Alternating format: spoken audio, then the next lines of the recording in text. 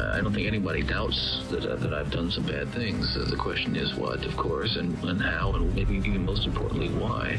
People constantly will ask me, why? He was born Theodore Robert Cow. For years, Cow, otherwise known as Ted Bundy, confounded authorities with his killing spree. While on death row, Bundy agrees to a series of interviews. Basically, when we reached the car, what happened was I knocked her unconscious with a crowbar. A Seattle cop hoping to coax a last confession from a serial killer just days from the electric chair. Was she alive or dead? Oh no, she was unconscious, but she was very much alive. Instead, he hears the secret story and primal thoughts that turned Theodore Robert Cow into Ted Bundy. When and where was your first murder? You know what's going to happen if and when all this stuff goes public, if all we did was just hit the who's and the when and the body count?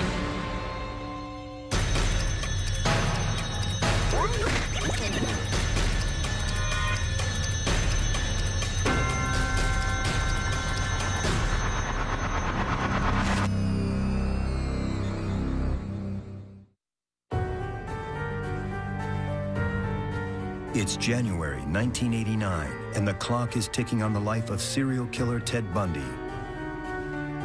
He is 7 days away from execution. Florida authorities are not going to allow him to avoid the electric chair again.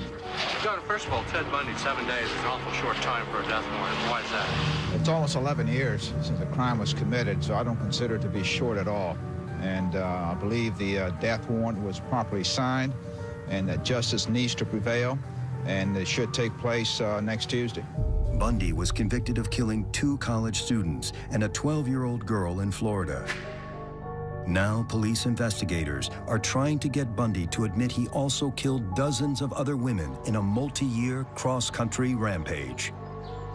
One of those investigators is former Seattle detective Bob Keppel, who has been hunting Bundy for more than a decade. Now, Keppel wants to know what Bundy is willing to say about other missing women. Testing 1, 2, 3, 4, 5, 6. Make no bones about it. I am looking for an opportunity to tell the story as best I can in the way that makes sense to me and the way that'll help not just you or the families, but that's very important, but also to help my own family. I don't think anybody doubts that I've done some bad things. The question is what, of course, and how, and maybe even most importantly, why. To me, the why never caught anybody. So cops and their mentality think of what, where, when, who. And so we're kind of stuck with you wanting why. I'm not trying to convince you, Bob, that you should be interested in the why if you're not.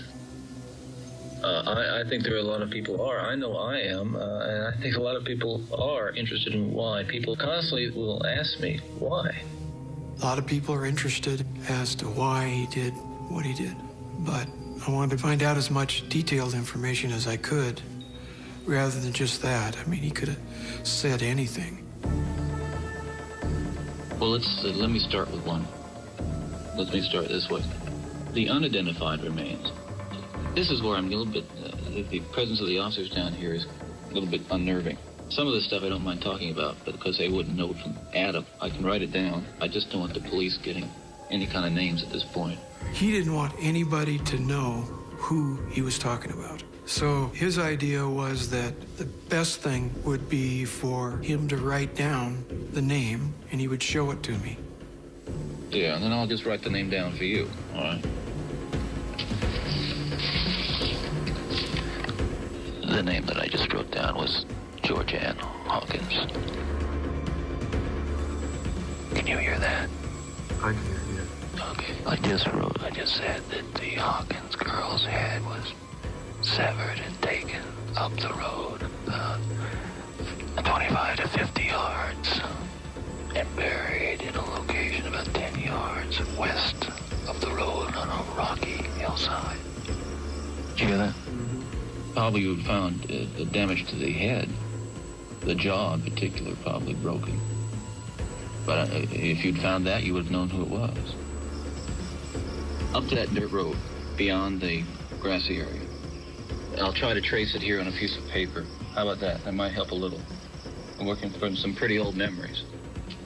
Well, let's do it this way. Here's the grassy area. Here's the road coming up, trees to the northwest of this grassy area. Yeah, he drew a map as to where her skull might be found. It was as though he buried it.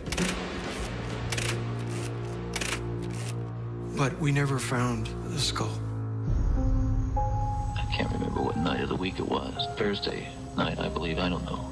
11 to 12, probably closer to 12, on a warm Seattle May night. I mean, I think it was clear. Weather had been fairly good. I was moving up the alley using a briefcase and some crutches, and a young woman walked down. I saw her round the north end of the block into the alley and stop for a moment and then keep on walking down the alley toward me. And about halfway down the block, I encountered her and asked her to help me carry the briefcase, which she did, and we walked back up the alley. Across the street, turned right on the sidewalk in front of, I think, the fraternity house on the corner there. Midway in the block, there used to be a parking lot there, dirt surface, no lights. And my car was parked there.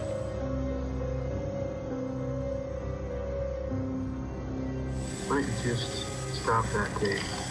The interest that he had in telling us about George Ann Hawkins. He had a lot of detail about her because I believe that he wanted to give us detail about her. Basically, when we reached the car, what happened was I knocked her unconscious with the crowbar. Did she see it? No. There were some handcuffs there, along with the crowbar. And I handcuffed her and put her in the passenger side of the car and drove away. Was she alive or dead? Oh, no, she was unconscious, but she was very much alive. Coming up, after 15 years of chasing him, investigator Bob Keppel is about to hear Ted Bundy describe for the first time how he killed one of his victims. I knocked her unconscious and strangled her.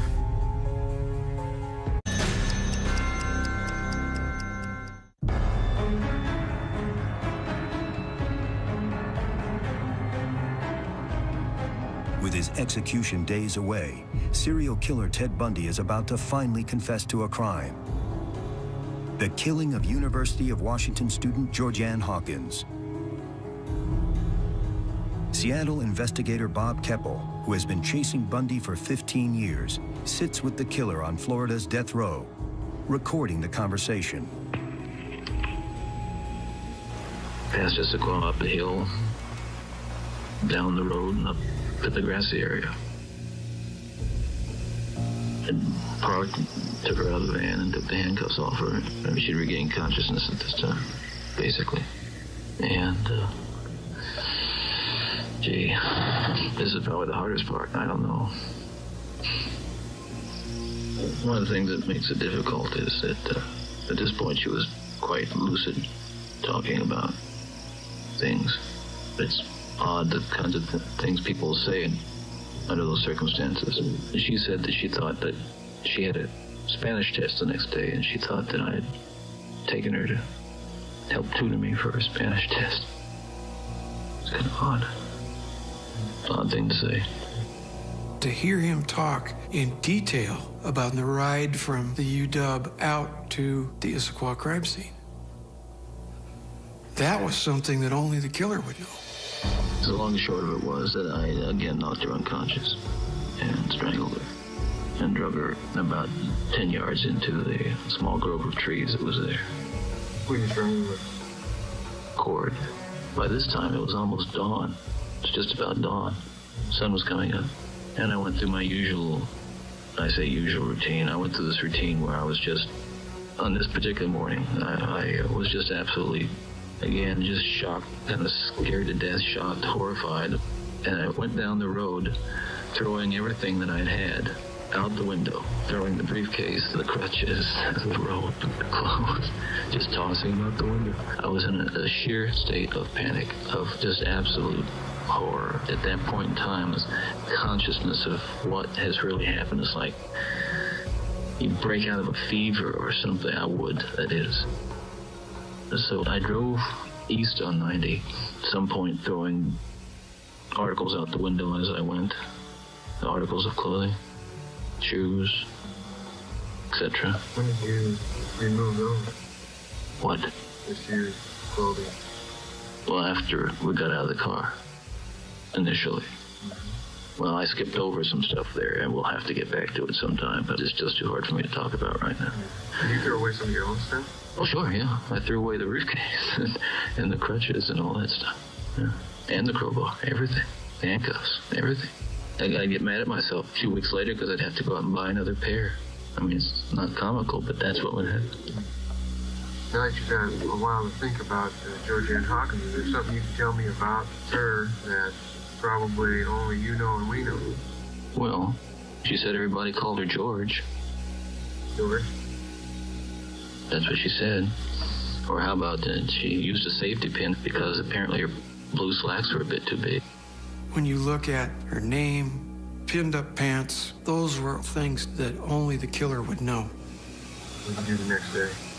Just went back to check out the site, make sure nothing had been left there. I half expected that she might not even be there, that somehow I hadn't even killed her. Can't remember if I found anything there or not, but I want to make sure that's what it was. Talk about details coming back. I couldn't find one of the shoes, so I thought it was there, but it wasn't. So I went back. This was the next day. Got on my bicycle, rode back to that little parking lot. I knew there were police all over the place by that time, but I was kind of nervous because, and I'll tell you why in a minute. So I went back to that parking lot and I found the pierced earrings and the shoe laying in the parking lot at about 5 in the afternoon. So I surreptitiously gathered them up and rode off. After the police had checked that area? Well, you can tell me. I've seen whole streams of them driving around all over the place.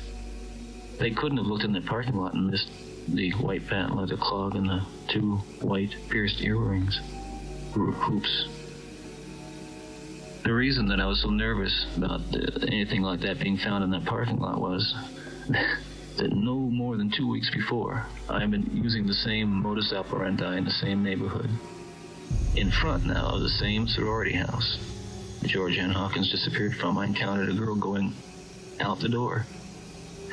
And I was drunk and I was just babbling on, and I told her I worked in Olympia, that I lived in a rooming house. I was horrified later on, but got all the way to the car, and this happens sometimes, and just said, no, I don't want to do it. I said, thank you, see you later, and she walked away. But after the Hawkins thing, I was just paranoid as hell that this girl would say, you know, something weird happened to me a couple of weeks ago. This guy came along with crutches and asked me to help him. He took me to a Volkswagen, said he worked in Olympia and lived here in the University District. And how many people could that apply to? So, there you are. I wanted to get as much out of him as I could. I was ready for him to stay alive. What's the Attorney General of Washington willing to do? Willing to do? Anything? Who is the Attorney General these days? Ken Eikenberry. Good old Ken Eikenberry. He was wondering if I could do anything to help stay his execution. I said, oh yes, I could, but I knew I couldn't. Bundy realizes this may be the last time he talks to Bob Keppel, and he makes one last plea for his execution to be delayed, so he can tell Keppel more. One of the things that I'm concerned about is time. We've accomplished something here, but I don't feel like we've really joined heads on this thing. I don't know what you want to do. I know you've been on this case, so to speak, the Bundy case, for a long time. I know that you must have some deep-seated feelings about it. I don't want to make too many assumptions, but here's what it comes down to me.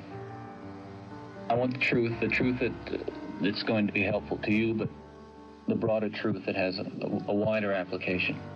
That's my bottom line. There's just no way it can be done under these circumstances with this amount of time, and that's the way it is. I'm not holding you hostage. If you don't want to do anything with it, you're free to walk away. If you can put your heads together with these other law enforcement people and think of any way, I'm not asking for clemency, I'm not asking to get off, I'm not asking for sympathy, but I draw the line.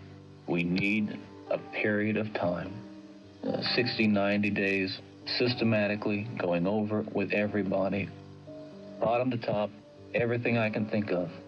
Get it all down. You can use it as you see fit. I will not put myself in position of giving it all away and not getting the kind of result that I think is best for my people. And Bob, they're going to get me sooner or later. You don't need to worry about that. But you've been after this for 15 years. A couple months is not going to make any difference. Coming up, we go back 10 years to hear Ted Bundy say in another interview that he often debated with himself about whether to kill. It was a challenge to determine whether or not he would actually kill the girl.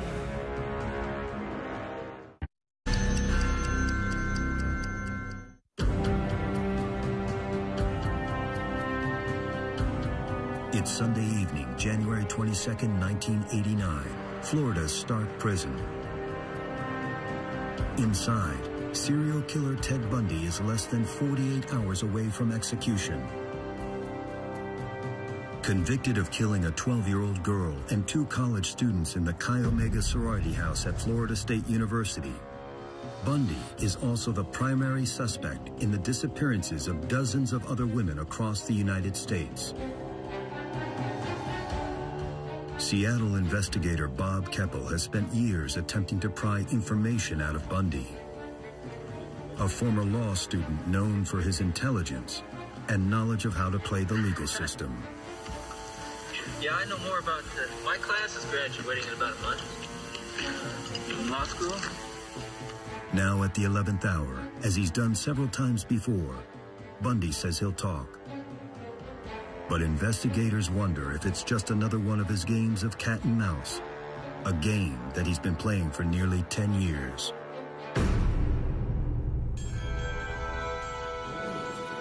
Ted Bundy first came to my attention in 1979 when I was working for Business Week magazine in New York. My agent called me up and asked me if I knew anything about this serial killer who was being tried down in Florida. And in fact, I knew nothing about Ted. His fame had not spread to New York at that time. So I went down to Florida. He was in the Miami City Jail on trial for the Chi Omega killing. I asked him what he wanted to get out of this deal. And he said, well, I'm innocent, and I think that if I did a book, it would be a benefit to law enforcement, how an innocent man can be caught up in this web of deceit and lies and misinformation. Well, listen, I've been kept in isolation for 6 months. I've been kept away from the press. I've been buried by you. You've been talking for 6 months. I think it's my turn now. I said, well, Ted, what I'm interested in is talking to you and you telling me the truth. And he said, oh, yeah, I'll tell you the truth. So the deal that we finally struck was that my partner, Hugh Ainsworth, would go west and reinvestigate all the cases against Bundy. And I would babysit Bundy in Florida. I would sit through his trial. And that's the way it began. So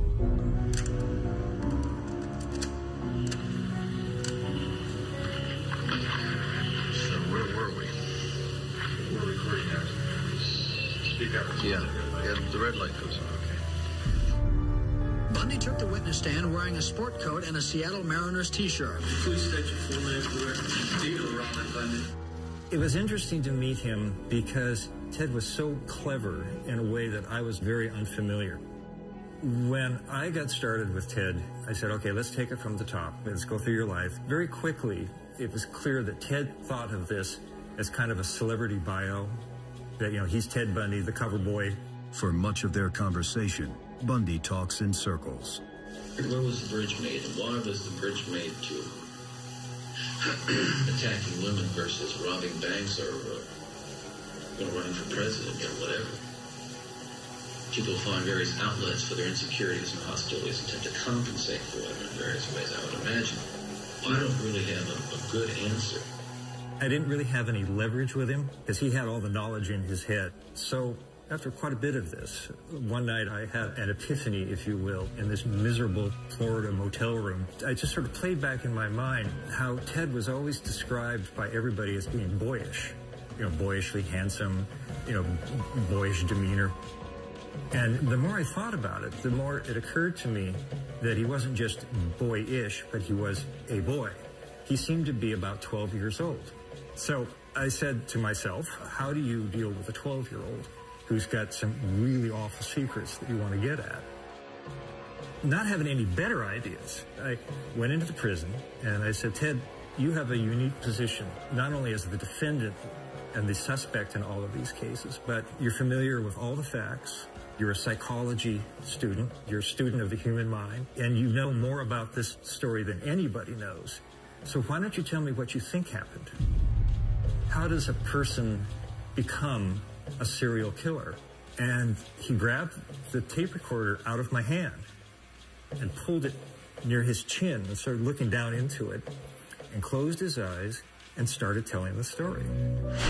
Coming up, Ted Bundy tells Stephen Michaud what it takes to become a serial killer. Since it's based on opportunity, it's a relatively easy crime to get away with. Joseph A. Bank presents the...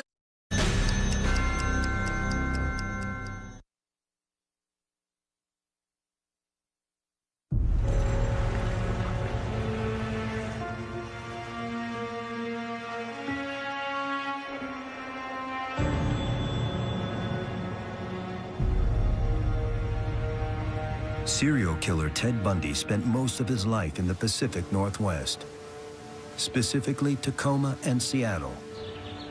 Many of his known victims were abducted in the early to mid-1970s near the University of Washington.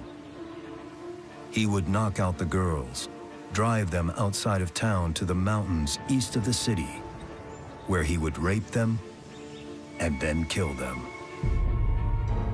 Ted was a sociopath or psychopath, and the psychopathic mind looks at interpersonal relationships utterly differently than do the rest of us. All relationships are on a power grid, and all that you're doing when you're interacting with other people is trying to get over on them. You're trying to establish your control of the situation. I asked you what happened from the time that there was an arrival in King County to the time that she ended up on Taylor Mountain. And you said that, well, there were two possibilities. You asked me to speculate. Didn't I say speculate? I've gone through this for hours with other people, so I'm going to be very meticulous about the wording here. You asked me to describe what happened, and I can't tell you what happened. All I do is just assist you with my educated guesses. When you're being manipulated by one of these guys, especially if you're unfamiliar with it, you make mistakes. One of my earliest mistakes was to be incapable of understanding that Bundy not only was a killer, but he really enjoyed being a killer. It was his life. It was the center of his being. And everything else, as this developed in his life, was put into place to support what he called the entity, the part of him that was disordered, if you will. Ted conceived of himself, as he told me, as being 99% normal, and just having this little sliver where he liked to go out and bash girls over the head. Rather than being tormented by the evil, as it were, of what he had done, he was more likely to be tormented by the inability to satisfy, as frequently perhaps as he desired, the needs of that condition that dwelled within him. He would still be out in society viewing and being exposed to the same elements that were the very root of his disorder. And he'd still be out there being subjected to the television ads and the girly magazines and the women in hot pants on the streets and all these things that tended to nurture his condition, exacerbate it, agitate it. When we got into stuff that was intimate about the Killians or about the entity, Ted often took the recorder and sort of left me to watch. One time, we were talking about how the entity functioned in a high publicity mode. So he's driving around the road one day, and he sees a girl hitchhike. Again, this is Bundy telling me the story. Though Bundy talks a lot, he never refers to himself in first person. Instead, he only talks about a killer and never gives him a name. attractive young teenage girl hitchhiking and picked her up, and she agreed to go to his house. And she got very, very drunk. They both got drunk, and throughout the evening they engaged in voluntary sexual activities. But throughout the evening, this man would feel himself being tested, debating with himself whether to kill her or to just let the situation run its course. Because this was in one of his Reformation periods, sworn to himself he'd never engage in the conduct again, that he wouldn't let himself get carried away like that. But faced with this very attractive girl hitchhiking, it was a challenge to determine whether or not he would actually kill the girl. This sounds really weird, but it's true. There were a couple of occasions when he would go off into one of these states. I don't know if you call it a trance or something. He'd be talking, and a welt would form right across his left cheek. And it would go across, and it was pure white. And then when he would put down the tape recorder and light a cigarette or something, it would slowly kind of fade away. And it was like this stigmata. When the morning came around and they dressed and he took the girl back to the area where she lived, he felt as if he'd accomplished something. He could see in hindsight that the only reason he hadn't killed that girl was because in that particular evening, that condition, that entity, that disorder was not active or aroused. It was in a period of remission. The cases that we discussed always ended in murder, because with the cases we discussed were cases that I knew about, right? And I knew something about how the girl disappeared. I knew something about how she was found. Michaud is especially interested in Georgianne Hawkins, the same Georgianne Hawkins Bundy spoke about to Bob Keppel and later admitted killing. Her disappearance in 1974 would come up again and again throughout Bundy's nearly decade-long string of interviews on death row. Georgianne Hawkins was last seen Monday evening shortly after midnight. She had been visiting at the Beta House and was returning to her house just a half block away down this alley. Police believe she went along this route and then somewhere she disappeared. The disappearance of Georgianne Hawkins from the University of Washington is an interesting case, once again, for the fact there was no evidence at all. I mean, just zippo. And what I find interesting about it is that she clearly had been accosted, and the approach would have had to have been made within something like 40 yards, because she is walking from one pool of light to another. More likely than not, she encountered someone she knew in that space of time. That's the one thing that has seemed most likely to me. The only other thing that has occurred to me is that someone with a great deal of nerve could have, as she walked under a shadow, could have clipped one upside the head and just carried her off sort of caveman fashion. I don't know. You don't feel you're in a position to speculate one way or the other? We could sit here and we could say, well, we expect this to happen, that to happen. But in the case of Hawkins, it just doesn't fit. Yeah, sure doesn't. It does and it doesn't, I guess, but so many other things fit that where do you draw the line? Though Bundy never talks to Michaud in first person about crimes he may have committed, he has no problem talking about how someone else may be a successful serial killer. If you think about the situation that a person like that finds himself in, he's got a corpse. What is he going to do with it? I mean, ideally, he'd have an incinerator in the basement, and, there wouldn't be any problem at all in that respect. And he never wastes an opportunity to turn on the charm, even telling Michaud that the author may have what it takes to be just like him. I think, Steve, with enough study and interest, that you too could become a fairly effective mass murderer. That anybody has that capacity and that ability. It does not seem to me, having studied the cases, that it takes a great deal of skill or thought to do it. The very nature of the crime is, since it's based on opportunity, that it's a relatively easy kind of crime to get away with. Coming up, as the Seattle area deals with another string of unsolved murders, police receive a letter from Florida's death row.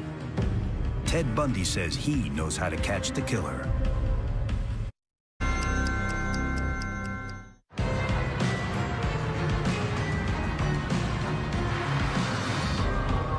In 1982, Seattle again witnesses the disappearances and deaths of dozens of young women. Seattle investigator Bob Keppel, who had worked on the Ted Bundy task force, is again searching for clues in the rugged wilderness around the city. With us this morning from our affiliate KING in Seattle is Bob Keppel, the chief detective on that Ted Bundy case, now a consultant to the Green River Task Force. Now that you know something about these serial murderers, does it help you find the next one, or does it just illustrate why it's so hard to find and stop these people? One of the problems is that police departments don't recognize soon enough the serial. And we've been guilty for years of not communicating to each other well enough. I think there was an element of people thinking deja vu all over again, because within the first week, there were 5 bodies found in or on the Green River in one spot. Once the killing started, Keppel and other members of the Green River Task Force received a strange offer of help. Ted Bundy, who was sitting on Florida's death row, said he could help police find the killer. We wanted to make sure that he was never tipped off about the real reason that we were there to talk to him. The whole idea was to get him talking about Green River, and what he would say is basically what he was doing as a killer. This is a tape-recorded interview between Bob Keppel, Dave Reichert, and Ted Bundy. The date is 11/17/84. The time is 15:34 hours. One of the reasons that piqued my interest was some of your specific things about dump sites. Obviously, you might have some special knowledge that you think may assist us in that area. Well, first of all, he's trying to dispose of the bodies where they won't be found. This guy doesn't want to get caught. I think it's clear that over time you can see him, at least it would appear, that over time he's trying to improve his dump sites. He's trying to get better at disposing of his bodies. And I bet she was getting nervous. He said, damn, I'm starting to find my bodies again, because just looking at how this unfolded, I see here by the dates that you found these first 5 really quickly. Coalfield, Chapman, and Hines, and Mills. You can see he changes. He's obviously not going to use that Green River anymore, at least not for a while. And he's looking for something that's more effective, so he goes back to dry land with number 6. You got to figure that a guy like Bundy has been talked to many, many, many times. There was a good chance, as clever and as smart as he was, that he may pick up on the fact that we would ask him questions that only Ted Bundy, the killer, would know. Let's say he's continuing to kill. Okay. Still in the Seattle area. We found these locations out here. What would his next step be? Who knows? This guy is learning. He's trying to find the best way to dispose of these bodies he can think of. So he was returning to the dump site. He does, not just to bring bodies back, but probably in the interim. I think there's a high probability he's returning to check those dump sites out after he's dumped the body there. I can almost guarantee it. How about after we found him? Oh, no, he wouldn't touch a 10-mile pole. You see, that's the problem. I think that he was of the belief that we couldn't draw anything out of it. He wanted to be a kingpin, tough guy, I'll answer the questions. He was always talking with us like he was in control, but he was in fact talking with the wool pulled over his eyes. We asked him what we could do as investigators to help identify potential suspects. And that's when he brought up the Sex Slasher Film Festival. There's always the link between sex and violence, but I think it's safe to say that the guy fantasizes a lot, and he finds ways of vicariously experiencing the thing that gets him off, which in this case is killing young women. But just like anybody else who has an obsession, whether it be fishing or bowling or skiing, he has ways he vicariously satisfies it. And I think there's an excellent chance that one way he gets off is by going to what they call the slasher films. Now, I know this sounds weird, but what I would do if I was trying to bring this guy to me, I'd find the bloodiest, coolest slasher movie that's out there in the can that's never been shown in the Pacific Northwest. A really vivid, lurid, sex murder kind of flick. The investigators decide to go for broke. What they really want Bundy to do is talk about his involvement in his own crimes. Can you see Ted Bundy contacting us in the future and saying, ready to talk? Yes, I can see myself talking to you sometime in the future. How about within the next 2 or 3 hours? That's strange. certainly like to be able to help. Bundy doesn't help. Instead, he continues to lead investigators down dead ends. Keppel leaves Florida, thinking he would never see Bundy again. Don't have to answer this question if you don't want to, but if and when Ted is finally executed, what would your feelings be? I don't know what they'd be right now. I can tell you more about that when it happens. But 4 years later, Keppel returns. Bundy is still on death row. Keppel wonders if he can finally get Bundy to admit to something. Keppel visits the prison, unannounced. This time, Keppel doesn't want to talk about the Green River Killer. He wants to talk about Ted Bundy. He didn't know why I was there. The only reason I was there was to talk to him. I didn't have a reason other than that. How does a detective talk to somebody without judging? That's hard. That's very hard. The scary thing is you have to have real empathy. Real, not phony. Not just calling the guy by his first name or shaking his hand or giving him a cup of coffee and cigarettes and going through all the standard procedure of putting a guy at ease, which is important. But there has to be a real empathy, which, impossible as it may sound, lacks judgment. They have a particular view of the world that you have to discover. Why does this one guy, for example, not want to talk about the 12 and 13-year-olds he killed? And he may have killed a dozen. Mm-hmm. But he'll talk about all the prostitutes he killed. His particular morality of murder, if you will, was such that he could talk about some, but not others. He could tell you the truth about some, but not others. His morality of murder was that it was okay to kill. Because the system, as it stands now, is not really geared to getting at the truth. I mean, what motivations would there be for someone in that position to talk to you, talk to anyone? How about somebody like yourself? Obviously a student of the game and admitted by your own admission several times that you really like talking to other people about this stuff. You obviously like talking to me about it, otherwise you wouldn't be doing it. Well, with me, I do enjoy it, and yet that interest ebbs and flows. There's sometimes I'm more interested in talking about it than others. I mean, it's certainly not something that I would rather do than anything else. I mean, if I had a choice, I'd rather be outside running around in the sunshine. Coming up, Seattle detective Bob Keppel has one last chance to get information out of the nation's most notorious serial killer, Ted Bundy. When and where was your first murder?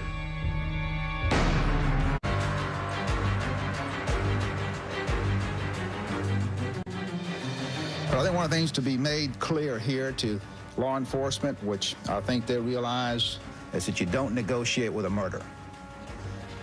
You don't negotiate with a killer. He certainly could have come clean, and now all of a sudden, he wants to tell the truth. Therefore, this is a public statement in response to inquiries that we are not considering that request. Every news agency in the world knew Tuesday morning was it. It's less than 2 days before Bundy's scheduled execution. Keppel interviews Bundy for 2 hours. He is one of the last members of law enforcement to sit down with the killer. In the end, Bundy admits to killing more than a dozen additional women and gives police leads on a dozen more. Sunday was my last time to talk to him, so I went in for my 2-hour session. He was exhausted. He was out of it. And I was pushing him hard. The only thing that we could possibly cover that may add to some of the answers is a location of Donna Manson, because she's the one that's missing, and we never found anything we think is her at all. 19-year-old Donna Manson went missing on March 12, 1974, around the time Bundy first went on his killing spree. This is Highway 18 out here. There's a quarter sectional marker right here. Most of what we found was right in here. And all we found, as you can see, hair, skull, jawbone. We never found any bones. Now, are those bodies buried out there someplace? Or are they someplace else where no one's ever found them? I won't beat around the bush with you anymore. I'm just tired and I just want to get back and go to sleep. Okay. So let me just tell you, the head, however, the skull, it wouldn't be there. Where is it? It's nowhere. It's nowhere. It's in a category by itself. Now, I just assumed this was something that you just kept, but I can see the headlines now. Ted, there's not going to be any details. What you told me about Georgianne Hawkins isn't going to be known. I got parents out there that don't even want to know the details. Well, I know. Well, it was incinerated. It was incinerated. Where'd you incinerate it? Come on, partner. These are things I don't know about you. Yeah, this is probably the disposal method of preference among those who get away with it. It's the most bizarre thing I've ever been associated with, and I've been associated with bizarre. Right. Well, tell me about it. What the hell happened? It's really not that humorous, but in the fireplace. Burned it all up? Down to the last ash. And then in a fit of paranoia, cleanliness, whatever, you just vacuum down all the ashes. Mm-hmm. That's the twist. Yeah, that's a slight twist. This may have been Bundy's last chance to tell the truth, but Detective Keppel didn't buy it. Have you ever burned a skull before? Well, my problem with it is I don't think he could. I was anxious for him to tell me more in those last 2 hours. I wanted to see if he would screw up, make a mistake, tell me something that I didn't suspect him of. But he held out. I will say that about him, he held out. I'd like to ask one last question. One last one. When and where was your first murder? Okay, one more question. We'll have to do that some other time. There is another time. He was at once bright, articulate, and a monster. He confessed to murdering more than 20 young women, and he was a suspect in several more killings. But only at the end did he talk freely about his behavior. I went home on Monday. I figured it wasn't worth me being there. I didn't care to see him executed. I'd seen enough dead people in my time. Didn't need to worry about him. The signal has now come shortly after 7 o'clock. That's it, that's it, that's it. Ted is sort of the platinum standard for serial murder. Basketball, there's Michael Jordan, there's Babe Ruth, and in his specialty, there's Ted. And there's nobody near him. That's correct. And is it substantially... Ted offends the mind. He was as credible a young man as he could possibly be. Looked good, spoke well, intelligent, all these things. And yet, he was a pervert on the evidence. He murdered girls, buried them, dug them up, and buried them again. He bashed in their skulls. He really was into it. It was his favorite thing to do. He didn't tell the truth. Sure, he told the truth about pieces of things, but there were so many things that he didn't tell the truth about. Have you ever physically harmed anyone? Ever physically harmed anyone? No. No. You know, again, not in the context I think that you're speaking of.